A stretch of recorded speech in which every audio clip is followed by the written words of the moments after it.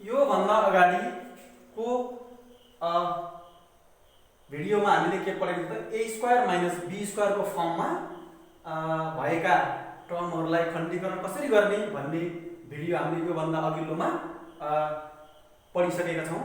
अब हामीहरूले यस्तो खालको खण्डीकरणहरूलाई कसरी सल्भ गर्ने भन्ने विषय आज हामीले यहाँ चर्चा गर्छौं। यहाँ दुवै ठाउँ प्लस भएका खण्डीकरणहरू कसरी गर्ने, अनि यहाँनिर अगाडि माइनस अनि पछाडि भएको खण्डीकरणलाई कसरी गर्ने, अनि यहाँनिर माइनस अनि यहाँ पनि माइनस, दुवै ठाउँ माइनस आएका खण्डीकरणहरूलाई कसरी सल्भ गर्ने भन्ने विषयमा आज हामीले यी तीनवटा इक्जाम्पलहरूबाट प्रश्न हुन गइरहेका छौं। यसलाई के गर्ने त भन्दा x² - 7x + 10। यसरी हामीले सबभन्दा पहिला के हेर्ने त भन्दा यो लास्टको टर्म हेर्ने। कति छ लास्ट टर्म 10, अनि त्यो भन्दा अगाडिको साइन के छ हेर्ने, के प्लस साइन छ है। अनि त्यसपछि यो बीचको टर्म कति छ यो हेर्ने। हामीहरूले फर्स्टमा फ्याक्टराइजेसन गर्दा यी तीनवटा, यो बीचको एउटा साइन अनि यो दुईवटा अङ्कहरूलाई के गर्ने हेर्नु पर्दछ। अब यो हेर्नुको कारण के त भन्दा हामीहरूले जहिले पनि फ्याक्टराइजेसन गर्दा यो मल्टिप्लाई गर्दा लास्ट टर्म आउने, अनि यहाँ प्लस साइन छ भने एडिसन गर्दा अथवा जोड्दा 7x आउने, मल्टिप्लाई गर्दा 10 आउने र जोड्दा कति आउने 7 आउने। यस्ता दुईवटा टुक्राहरू फ्याक्टराइजेसन फ्याक्टर्सहरू खोज्नुपर्छ। हामीहरूले यस्ता दुईवटा टुक्राहरू खोज्नुपर्छ, दुईवटा अङ्कहरू खोज्नुपर्छ जसलाई ती दुईवटा अङ्कहरू ती दुईवटा अङ्कहरूलाई गुणन गर्दा 10 आउने र जोड्दा कति आउने त 7 आउने। यसरी अब ल खोजौँ, हामीहरूले दुईवटा अङ्कहरू खोजौँ। त्यस्ता दुईटा अङ्कहरू खोज्नुहोस् जहाँ अर्थात् जसलाई गुणन गर्दा 10 आउने जोड्दा 7 आउने। त्यस्ता दुईवटा अङ्कहरू के होला नि त भन्दा ल सपोज मानौँ एउटा 2 अर्को 5, 2 र 5 ल हेरौँ त गुणन गर्दा 10 आउने रे। ल 2 × 5 = 10, 2 × 5 = 10, गुणन गर्दा 10 आयो, गुणन गर्दा 10 त आयो। अब जोड्दा 7 आउँछ कि आउँदैन ल त्यो हेरौँ त। 2 + 5 = कति 7, जोड्दा पनि के आयो 7। हामीहरूले खोजेका दुईवटा अङ्कहरू 2 र 5 सही रहेछ, जसलाई गुणन गर्दा 10 आउने है, 2 × 5 = 10 आयो, जोड्दा या बीचमा प्लस चिन्ह भएको हुनाले जोड्दा कति 7 आउने, जोड्दा 7, 2 + 5 कति आयो 7 हैन। अनि अब मानौँ यो गुणन गर्दा 10 त कति पनि हुन्छ, 1 × 10 पनि त 10 हुन्छ हो, 1 × 10 गर्दा पनि कति हुन्छ 10 हुन्छ। गुणन गर्दा 10 त आयो, गुणन गर्दा 10 त आयो, तर जोड्दा कति आउनु पर्ने छ 7। ल जोडौँ त 1 + 10 = 11, यो त के भयो 11। त्यसले गर्दाखेरि यो 1 र 10 मल्टिप्लाई गर्दा 10 आए तापनि जोड्दा 7 नआएको हुनाले 1 र 10 भएन हो।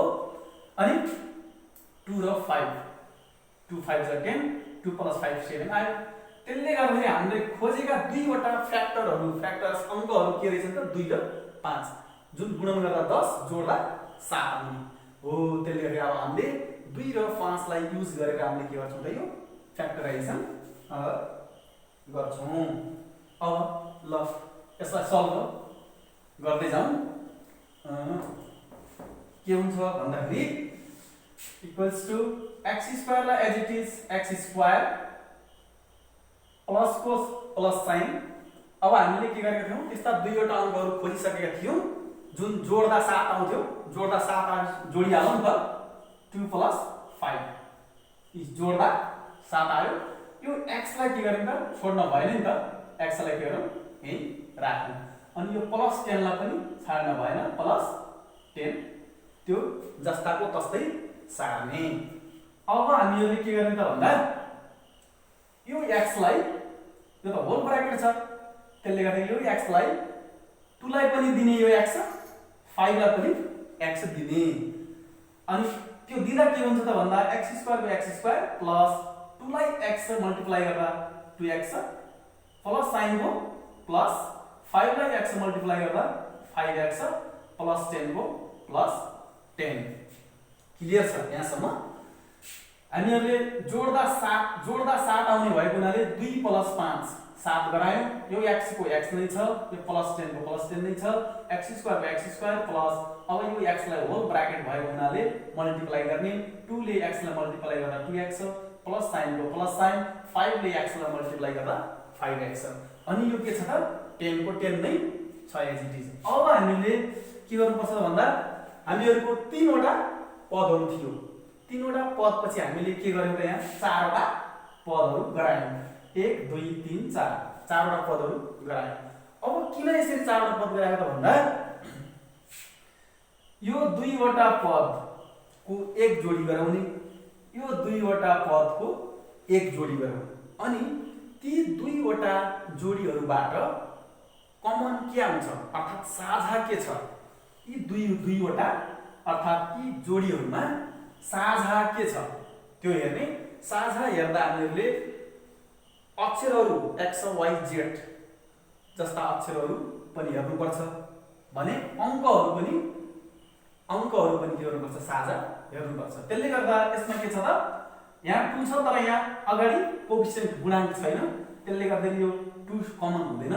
x स्क्वायर भनेको 2 वटा x हरु मल्टिप्लाई रूपमा छन्, यो भनेको के रे x टाइम्स x, यो दुईटा x गुणनमा छन् भने हो, अर्थात यो यसमा कतिवटा छन् 2 वटा x मल्टिप्लाई रूपमा छन्, यसमा के छ एउटा x मल्टिप्लाई रूपमा छ भने अब के आयो त भन्दा यसबाट एउटा x यसबाट एउटा x के गर्ने कमन लिने। कमन लिइसकेपछि के गर्ने ब्राकेट, कमन लिँदा ब्राकेट राख्नु पर्छ। अनि यो 2 वटा x थिए, एउटा x कमन आइसकेपछि यसमा कतिवटा बच्छ त एउटा बच्छ, अनि प्लस को प्लस साइन। यसमा पनि एउटा x थियो, त्यो सबै के गर्यो साझा गइसक्यो, कमन गइसक्यो भने यसमा x बचेन, कति मात्रै बच्यो त 2 है। अनि यो 2 वटा अब हामीले अगाडिको पदबाट कमन लिइसक्यौं। अब पछाडिको पदमा के छ त भन्दा 5x प्लस 10, यहाँ जे साइन छ यहाँ पनि हामीले के गर्नुपर्छ त्यही राख्नुपर्छ, plus by plus minus by minus. यो प्लस साइन भएको हुनाले हामी के गर्छौं यहाँ प्लस साइन राख्ने। अनि 5 डट x त यसमा मात्रै छ, पछिल्लो पदमा x छैन, त्यसले गर्दा के गर्ने 5 डट 10 मा के कमन हुन्छ, 5 र 10 मा 5 र 10 मा यो 5 को 5 नै छ, 10 लाई 2 टाइम्स 5 2 पंचे 10, 2 5 जा 10 गराउन सकिन्छ। त्यसले गर्दा के रहेछ त यहाँ पनि 5 यहाँ पनि 5। अब के गर्ने यो 10 बाट 5 कमन गइसकेपछि कति बच्छ 2 हो। हामीले अब त्यही गर्न गइरहेका छौं।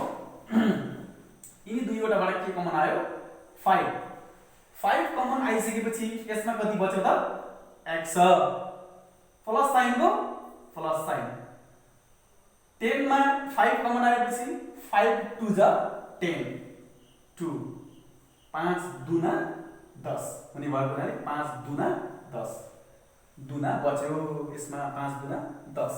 ल अब के गर्ने त भन्दा यसरी फन्डीकरण गर्दा यो कमन लिँदा जहिले पनि अगाडिको ब्राकेट भित्रको र पछाडिको ब्राकेट भित्रको के हुनु पर्छ त सेम एउटै आउनु पर्छ, अंक पनि एउटै अक्षरहरु एउटै, अर्थात प्लस र माइनस चिन्ह पनि के हुनु पर्छ त एउटै।